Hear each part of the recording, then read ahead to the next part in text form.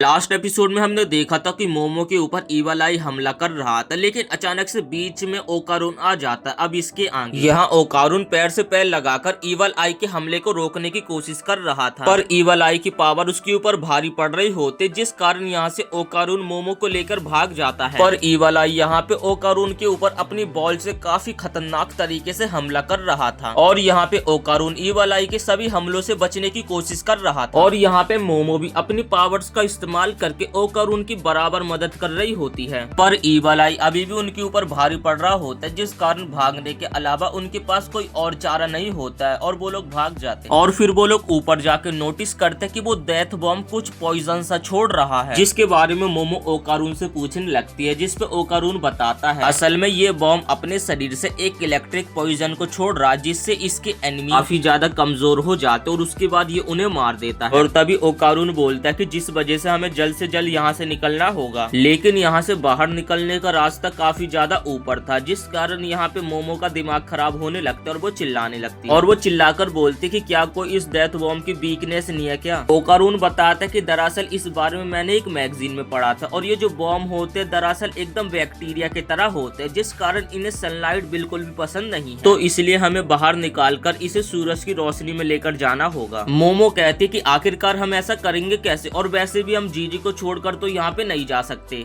ओकारुन कहता है कि मोमो मैं तुम्हें यहाँ से अकेले निकलने में मदद कर सकता हूँ, जिस पे मोमो कहती है कि बिल्कुल भी नहीं, मैं अकेले यहाँ से नहीं जाऊंगी। ओकारुन कहता है कि इस चीज के ऊपर बहस करने का बिल्कुल भी समय नहीं है, और वैसे भी जब तुम ऊपर पहुंच जाओगी तो तुम किसी न किसी तरीके से तो हमें खींच ही लोगी। मोमो कहती है वो तो ठीक है, लेकिन तुम आखिरकार जीजी को कैसे ऊपर लाओगे। मोमो तुम मुझ पे विश्वास रखो, मैं हर हालत में जीजी को ऊपर लेकर आऊंगा। जिसके बाद मोमो उसकी बात मान जाते और यहाँ पे ओकारुन ट्रांसफॉर्म हो जाता है, और वो मोमो को एक सोफे पे बिठा लेता है ताकि वो काफी जोर से लात मारे और उसके प्रेशर से मोमो जितना ऊपर जा सके जा पाए। और ऐसा ही होता है, काफी प्रेशर लगने के कारण मोमो ऊपर की तरफ उड़ने लग जाती है, और साथ ही वो अपनी पावर्स का भी इस्तेमाल कर रही थी, जिससे कि वो और ऊपर तक जा पाए। लेकिन तभी मोमो ऊपर तक नहीं पहुंच पाती है, और उसे लगता है कि उनका प्लान अब फेल हो चुका है। लेकिन तभी एंड मौके पर यहाँ पे मोमो अपनी एबिलिटी का इस्तेमाल करती है और गड्ढे से फिर बाहर निकल जाती है। और यहाँ पे हम देखते हैं कि ईवल आई ओकारुन को ढूंढ लेता है, और ओकारुन ईवल आई से लड़ने के लिए एकदम तैयार हो जाता है। और दूसरी तरफ हम मोमो को देखते हैं, जो कि उन लोगों को बाहर निकालने के लिए जोड़ जोड़ के एक बड़ी सी रस्सी बना रही थी, जिसका निर्माण करने के लिए वो विंडो के पास लगे हुए सारे पर्दों को फाड़ देती है। लेकिन जैसे वो उस रस्सी को लेकर गड्ढे में डालती है तो रस्सी काफी ज्यादा छोटी होती है। अब यहाँ पे मोमो चैन उदास हो जाते, उसे लगता है कि उनका प्लान फेल होने वाला है। लेकिन तभी उसे बचपन का एक ख्याल याद आता है, जब वो जीजी के साथ थी, और उसके बाद वो पूरे घर में आग लगा देती है और बाहर जोर जोर से चिल्लाने लगती है कि कोई है, घर में आग लग चुकी है। और दूसरी तरफ ईवल आई यहाँ पे ओकारुन के साथ फुटबॉल खेल रहा था, और ओकारुन उसकी फुटबॉल से बच रहा था। फुटबॉल की स्पीड काफी ज्यादा तेज होती है, और बड़ी मुश्किल से यहाँ पे ओकारुन अपने आप को बचा पा रहा था। जिसके बाद ईवल आई फुटबॉल के मैच को हैंड कॉम्बैट में बदल देता है, और उसके बाद वो ओकारुन को यहाँ पे धोना स्टार्ट कर देता है। और तभी यहाँ पे ईवल आई ओकारुन को पकड़ लेता है, और ओकारुन के मुंह पे एक जोरदार पंच मारता है, जिससे उसकी फॉर्म चेंज वाले जो दांत होते हैं वो टूट जाते हैं आधे। और फिर वो ओकारुन को कहता है कि इस तरीके से कार की तरह लड़ना बंद कर, इससे तू मुझे इरिटेट कर रहा है, दम है तो एकदम सूरवीरों की तरह लड़। और तभी ईवल आई की नाक से खून निकलने लग जाता है, जिस कारण ईवल आई जल्दी से इस मैच को यही खत्म करने के बारे में सोचने लगता है, और अपनी फुटबॉल की मदद से ओकारुन को इस बार वो एक स्पेस में बंद कर देता है, ताकि ओकारुन यहाँ वहाँ ना भाग पाए। और यहाँ पे ओकारुन को उन लोगों की आवाजें सुनाई दे रही थी जिन लोगों को कीटो फैमिली ने बलि के तौर पे मार दिया है। ओकारुन बाहर निकलने की कोशिश करता है, लेकिन ओकारुन यहाँ से अपनी मर्जी से बाहर नहीं निकल सकता है। इसके बाद ईवल आई भी उस टाइम जोन के अंदर आ जाता है, और यहाँ पे हम देखते हैं कि ओकारुन और ईवल आई एकदम आमने सामने। वो ओकारुन को कहता है कि मेरी मर्जी के बिना तू यहाँ से नहीं जा सकता है। इसके बाद यहाँ पे उन दोनों के बीच में अंदर ही फाइट होने लग जाती है। ओकारुन के पास यहाँ से भागने का और भी कोई चारा नहीं था, जिस कारण यहाँ पे ईवल आई ओकारुन को पकड़ के उसके मुंह पे 25 मतलब कि 15-20 पंचिस मार देता लगातार। और वो ओकारुन को मारते समय बस एक छोटी सी गलती कर देता है। वो कहता है कि मैं तुझे मारने के बाद उस लड़की को मारूंगा, और उस लड़की की जो स्मूथ स्किन है उसे पूरी तरीके से खराब कर दूंगा। तभी ओकारुन ईवल आई का मुंह पकड़ लेता है और कहता है कि बहुत हो गई तुम्हारी बकवास, तुमने 3 सबसे बड़ी गलती कर दी जो कि तुम्हें नहीं करनी चाहिए। पहला, तुमने मोमो चैन को चोट पहुंचाई। दूसरा, तुमने मेरे दोस्त के शरीर के ऊपर कब्जा करा। और जीजी कभी भी मोमो को चोट नहीं नहीं पहुंचा सकता और साथ ही तुमने मुझे काफी ज्यादा गुस्सा भी दिला दिया। तभी ईवल आई ओकारून के ऊपर हमला करता है, लेकिन ओकारून उसके पंच से बच जाता है और अपने दोनों हाथ को जोड़कर एक डबल मुक्का बनाता है और उसके मुंह पे दे मारता है। और उसके बाद यहाँ पे ओकारून जैसे कि पहले ईवल आई ओकारून के मुंह पे लगातार मुक्के पे मुक्के मार रहा था, उसी तरीके से यहाँ पे ओकारून अब ईवल आई के मुंह पे 25 मार रहा था। मतलब कि यहाँ पे ओकारून ने ईवल आई की मुंह पे कम से कम 50 से 60 घूंसे मार दिए थे और ईवल आई के शील्ड से टकराने के कारण जो उसने शील्ड बनाई थी वो भी टूट जाती है और यहाँ पे ईवल आई पूरी तरीके से बेहोश हो चुका है और वो इस मैच को हार चुका है। दूसरी तरफ हम टर्बो ग्रैनी को देखते हैं जो कि एक चिपचिपे लिक्विड में फंसी हुई थी और वो बाहर नहीं निकल पा रही थी। तभी ओकारून टर्बो ग्रैनी को देख लेता और उसकी मदद करने के लिए यहाँ पे आ जाता। तो लिक्विड इतना ज्यादा हार्ड था जिस कारण टर्बो ग्रैनी को निकालने में यहाँ पे ओकारून के पसीने तक छूट जाते और तभी हम देखते कि यहाँ पे ओकारून का बैलेंस बिगड़ जाता है और वो भी इस लिक्विड में फंस जाता और यहाँ पे फायर रेस्क्यू आग बुझाने की पूरी कोशिश कर रहे थे, लेकिन घर में काफी ज्यादा आग लगी हुई थी। तब पुलिस वाले मोमो से पूछते हैं कि ये बताओ लड़की, क्या घर में तुमने आग लगाई है?